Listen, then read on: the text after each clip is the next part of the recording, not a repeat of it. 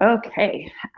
So Moira, thank you so much for joining us for kind of, yeah, like one of our early interviews here, all about wolf dog ownership to kind of just share with people really what it takes to be a successful wolf dog owner and really what some of the highlights and challenges that we face when we do wolf dog ownership the right way.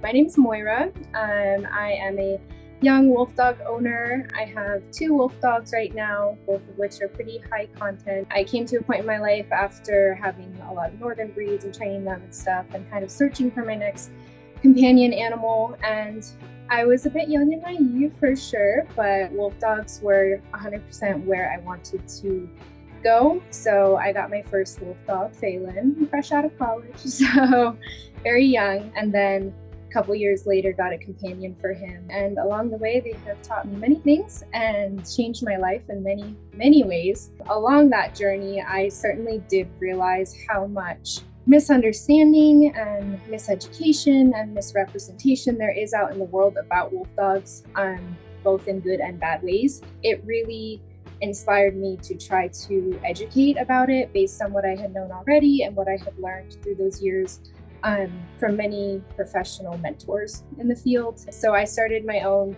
I guess you would call it just kind of initiative called Running with Wolf Dogs, and it is devoted to showing the world an accurate picture of what wolf dogs look like and their behaviors and the challenges that come with them, as well as the amazing parts of them and the joy that they bring to a lot of people.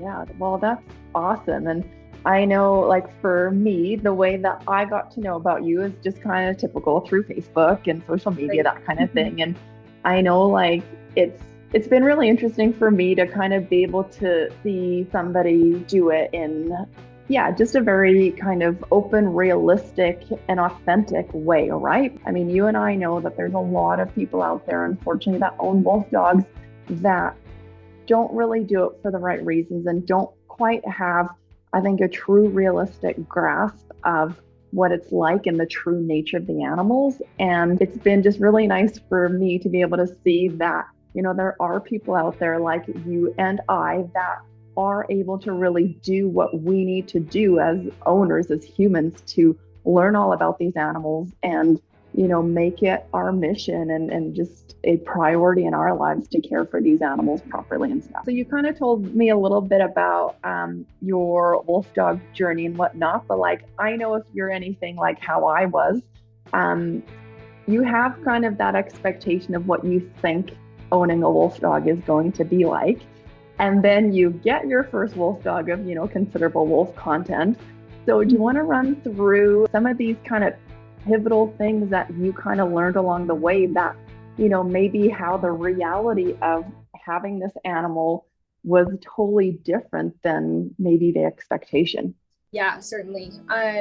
So as you mentioned, and I'm sure as is with the story of so many owners in the world, when they first get a wolf dog, they have this path laid out in their head or their expectation of what life is going to be like. And I certainly was the same way. I came from a background of, having worked with some wolf dogs and having been around some, but they were all quite a bit lower content for sure, and not as challenging, not as intense is the word I like to use, as well as a bunch of northern breed dogs of varying difficulty level, kind of personality wise. When I first approached wolf dog ownership, was certainly expecting something more difficult or more challenging with more practical needs. I understood pretty well, like the needs for containment, for example, and maybe a different diet, a raw food diet. I wasn't completely oblivious for sure, but when I first got Faelen and when we were kind of learning each other, there was definitely moments where I was like really struck by how different he was, just how intelligent and how much more dependent on his person. I was his person. He has always been a one-person animal. From the moment he came home, he's never been like, oh, strangers, I could work with that. Like, he wasn't terrified of them, but he was always like, that's my mom and I'm good with that. That's all I need. But he really did need me. He needed me there. go in for a dinner, a couple hours. Like that was hard on him. And he made it known that it was really hard on him. So that was certainly the first initial, like, wow, I did not get a dog. You know, he's not content if I take him on a hike and then I leave for a couple hours. Like, he needs me there. That was definitely one of the big first, like, oh, wow, I basically more so have a child, than I do a dog. And that reality has kind of shaped everything else. I will say with him, he has been very exceptional in terms of his like ability to be happy indoors. You know, he has always had an outdoor contained space, but he's never also been incredibly destructive like you'd see with some wolf dogs. He's been mellow in a lot of those ways. So that reality check came more with Maeve when she came home. She is kind of the opposite of Faelen in so many ways. Like, she is very outgoing. She loves strangers. She loves all the outside world. She's not as much a one-person animal. Like my family member, for example, could take her on a walk. Whereas with Faelen, it's me or nobody. You know, he's a one-person animal. So with Maeve, with that, she has always been a lot more destructive and a lot more just kind of a ball of mischief and energy. So those adaptations were implemented when Maeve came. We were moving, obviously, right before I got her, we moved to a larger, much more forested area, less urban for sure. So those were definitely necessary changes as they grew up. So I would definitely never urge anybody within like a city or apartment situation, or even suburban in many cases, to get a wolf dog, especially of significant content. They need their space for sure. Yeah. And so one of the really interesting things that you touched on that I want to kind of just acknowledge and maybe explore a little bit more, because I do think that this is something that's really important that maybe some people don't realize, that each individual wolf dog, even if they are similar wolf content, they can be so different. I think that's just something that's really important to kind of point out, that they are such individual animals. And yeah, like I'm kind of glad that you have a story like that you can share with just how individual each animal truly is.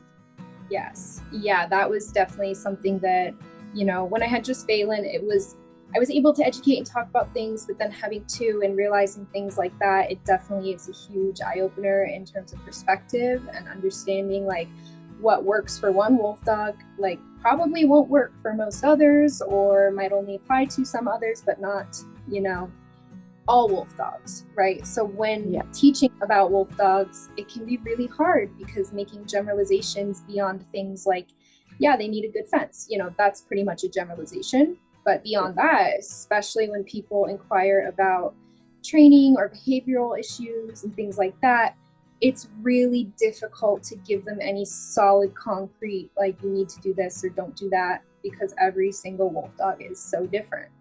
They are a lot like people in that way. You know, you can't just like train every child the same way, and wolf dogs are the same. And that's where, you know, for people that are interested in wolf dog ownership, yes, it's really important to talk to owners about how it is for them. That just because it was a certain way for that person, you can't kind of fall into that trap of, oh, that is what wolf dog ownership must be like. That's how it's going to be when I get one, because they are such a mixed bag, and you really have to expect the unexpected, I always say, right? Yeah, I always say hope for the best, but prepare for the worst, because it's totally a possibility. Exactly. Like, even when they're a puppy or when they're a young adult and everything's going great, like wolf dogs are different from dogs, because dogs, they have a puppy phase for sure, but then they do grow up and out of it, and they remain very consistent for the rest of their life. You know, their behaviors are set, and they're not going to suddenly develop, you know, obviously with extreme exceptions, but in general, they're not going to suddenly have a personality change or all of that. Whereas wolf dogs, especially ones with a lot of wolf in them, or ones that haven't been selectively bred quite as much, they often do, and they do grow up. I mean, wolves in the wild at 2 to 3 years old, they grow up and they become adults. a lot of owners are not prepared for that. Even if they've been doing great and everything quote unquote correctly or right, changes happen and you have to expect, like you said, the unexpected. Yeah, because even for us here, like our eggeting path was 3 puppies, 3 litter mates that we had transferred in from a facility in Idaho that couldn't keep the puppies because they didn't have a breeding permit. And so it was a really unique opportunity for us because we had 3 siblings that are, really have the same genetic makeup, so to speak. And each one of them is so different. They were raised exactly the same. And, one is really outgoing and quite an exceptional social. One is very reserved and, kind of keeps to himself. And then we've got one that is, outgoing, but mischievous at the same time, where he's got that naughty side and stuff. And yeah, it is really even just like human kids, right? Like everybody has their own personality. And you can raise 2 animals, 2 kids the exact same way, and they're going to end up different, right?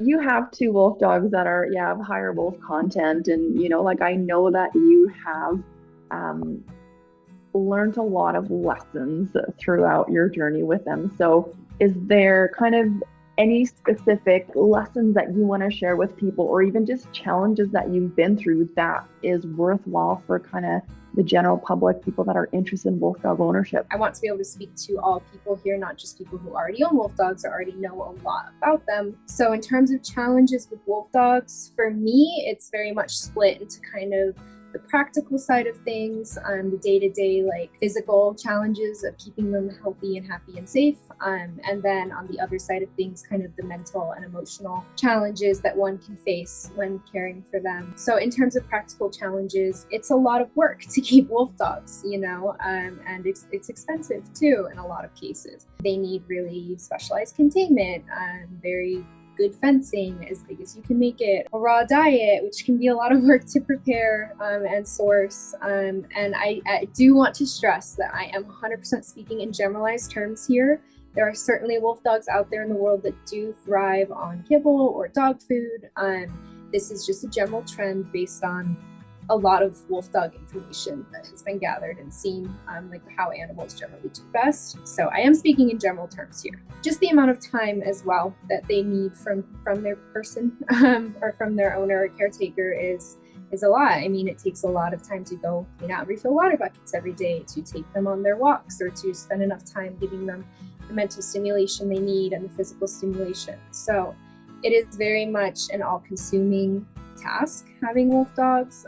It is a lifestyle. It is not like having a dog that is probably perfectly content to nap on your couch and then go for a nice little afternoon walk, and then they'll be chill during the evening and you can do whatever your heart desires. It's very different than that. They are much more like toddlers, where they have some naps sometimes, but then they want your attention and they need something from you. The challenges there are large for sure, and they can become overwhelming. So that kind of brings us to the mental or emotional side of it. That's generally what I've struggled with personally the most, because I did kind of understand what I was walking into when I got wolf dogs when it came to the physical challenges and the requirements there. I was excited. I was ready. I've always been a high energy person, so I was excited for that. But then I didn't expect kind of the emotional challenges, because just as I was learning how different they can be from dogs in their own emotions and in their own intelligence and their complexity, they have always seemed to me to just need a lot more than dogs emotionally as well as physically. And they're exceptionally intelligent. I mean, a wolf's brain is 30% larger than dogs. They have a lot of brain space and they need something to do with that. In the wild, they have a lot of things to do. Wolves do. In captivity, obviously, they don't have all of those challenges and that time that they occupy their mental space with. So with wolf dogs, especially ones that do have a lot of wolf, you do definitely see boredom come along quickly, or the need for more space to roam or to explore something else, And that need, combined with some of their innate shynesses, can make it really challenging, because you can't necessarily fill that need with like going to a crowded public park, where they can sniff things, because that might scare them. So it often takes a lot of creativity and determination and the right circumstances to be able to fulfill their needs for mental fulfillment as well as physical stimulation. So for me, kind of recognizing that extra dimension of them that makes it so challenging has often made me feel anxious or guilty even about having them, because I often doubt, like, can I actually give these animals the life that they need, right? And that they deserve, that they were kind of designed to carry out. So I do my best and I do comfort myself with the fact that they, as individuals, they don't know, like, oh, my body was designed to go really far every day. I should be doing this, right? They're not sitting there thinking about that. You know, they are similar to toddlers, and in the same way as toddlers, they're thinking, oh, I'm excited for my next snack, or, you know, I'm excited to do this later today, but they're not thinking about like the existential crisis of it all. So I try to comfort myself with that and try to like stay out of my own existential crisis, Yeah. kind of just stay in line with them. So now for the people that are out there that are current wolf dog owners, what are some kind of practical things that you have found that help to fulfill the mental, physical needs of your wolf dog? Yeah. And again, I'm going to answer generally and kind of keep it to what I've done with the animals that I have, because what I'm going to say might not apply to a wolf dog, for example, who is not comfortable going in public or who's not comfortable putting a leash on. So for my two, both of them, they came to me very young. So we were able to start socialization and conditioning very early. So I would say if you're a new wolf dog owner with a puppy or expecting a puppy soon, emphasis on the socialization and the exposure. This doesn't mean throw them in the middle of a crowd and let them be scared. This just means, you know, as far as they are comfortable, exposing them to the world in the way that you would expect them to be comfortable with as adults. So this might mean walking through a calm park or taking a car ride, things like that. That probably, in terms of setting up the rest of our life, was a really key thing that I did, was to socialize them every day consistently, and that enabled them to be comfortable venturing into the outside world, which is not something to be taken for granted with wolf dogs. A lot of them aren't. And even if they are comfortable as puppies, sometimes they become a lot less comfortable. And certainly, especially with Faelen, as he's matured, for example, we used to be able to go literally walk through a mall in the middle of Los Angeles for a socialization outing. Now, he would absolutely not be okay with that, you know? So they definitely can change, and many do change as they grow, but because he was socialized, he's still comfortable putting on a leash and collar and walking through a park. It's calmer, but still has people in it, right? So certainly the socialization to begin with. I do a lot of physical exercise because I do find that if you don't satisfy them in that way first, they're not going to be as inclined to engage with a mental exercise. So kind of like kids. If your kid is full of energy, you're not going to be able to sit them down and like have them read a book, right? They're just going to want to run around. So we definitely start with that. Lots of walks, lots of hikes, getting them just, you know, exercise, worn out. And then in addition to that, I do a lot of training. And when I say training, I don't mean like training them to obey my commands or what I say. It's a game. I do a lot of training games with them. And it's just basically them trying to figure out what I want from them in exchange for a treat. I'm not demanding obedience in any way. They are free to engage or not engage. And that is something that should be expected with wolf dogs. They are not like a German Shepherd that will gladly learn what you want and, you know, obey that. They are on their own terms at all times.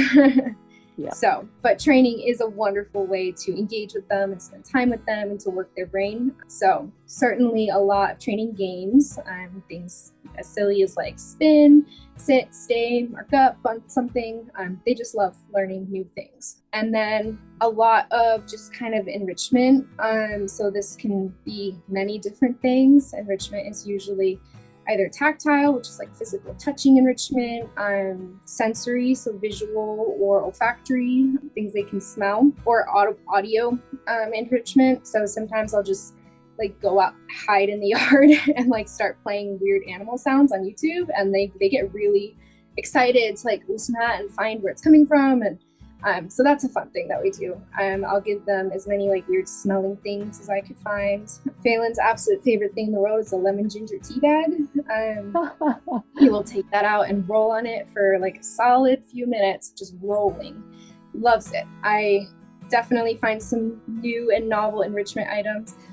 Where I work at a wolf center right now, they have partnerships with some zoos, so I was able to obtain some draft poop, which was definitely something they had never smelled before. Kind of Yeah, a little bit. I'm sure that was a big hit. Very interesting. So just a lot of novelty, I would say. Yeah. It's a great way to keep them entertained, and an entertained and a tired wolf dog and fulfilled wolf dog is one that you're going to see a lot of success with, because they're not feeling frustrated, either physically or mentally. They're going to be a lot more open to building a bond with you and to kind of interacting with you in a calm and happy way. So I would definitely say that has been key to success, is giving them what they need before expecting anything back from them. So I guess just to kind of wrap things up, then, where is there kind of anything else that you want to share with people about your journey with wolf dogs, kind of anything that you think is kind of key for people to know? Definitely, wolf dogs are a complicated topic, because while there are people out there in the world that want a wolf dog for the wrong reasons, because they're super cool to look at, or they're pretty, or they're intimidating, or they want to somehow own a wild animal or whatever, I do want to say that I 100% recognize all of you out there that want to do it for the right reasons and want to do right by the animal that you have or that you want to get. So I want to say that there are resources, there are ways to do it in a way that will give you the odds of being the most successful. And a lot of it is just getting that experience and the knowledge beforehand, because wolf dogs they don't forgive easily.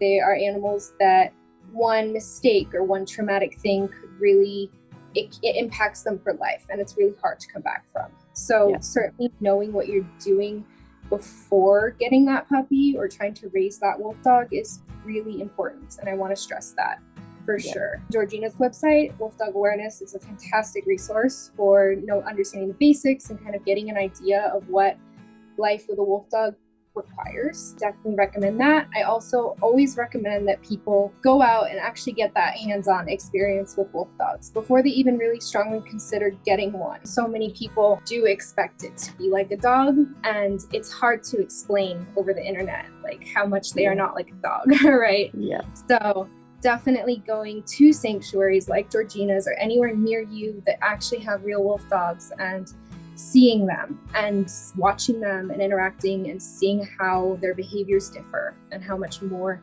sensitive, for example, they can be.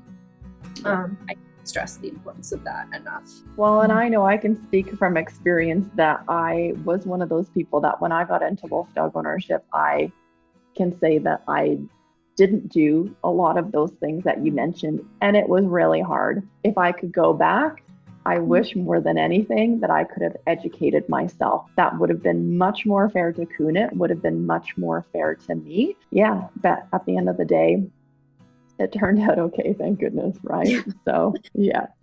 Moira, do you just want to tell people where, if they want to kind of find out more about you and your wolf dogs, where can they find you if they want to follow your journey? Yeah, so my little initiative and all of my pages are under the name Running with Wolf Dogs. So that's my Instagram handle, my Facebook name, and also my website is www.runningwithwolfdogs.com. Awesome. Moira, thank you very much for kind of chatting with me about kind of your journey with wolf dog ownership. I just want to say again, thank you so much for kind of doing this. Hopefully people check out your Running with Wolf Dogs. I know that you post some great content, and your website is beautiful, by the way. I love it. And still in progress, but it's coming. It always is though, right? Yeah, it is. But yeah, you've just done such a wonderful job with your wolf dog. Just done a really amazing job at learning about the reality of wolf dogs and being, one of few people out there that truly understand these animals and want to do what's best for them. And so I think that you are a fantastic role model for people to be able to see really what proper wolf dog ownership looks like. So, yeah, I just want to kind of make sure that people know that. Thank you so much. That means an incredible amount to me coming from you. I'm definitely one of my biggest inspirations out there in the wolf dog world. And yeah, that means a huge amount. So thank you. And thank you for this platform and for giving people a really amazing place to find information that's important. Yeah, thank you.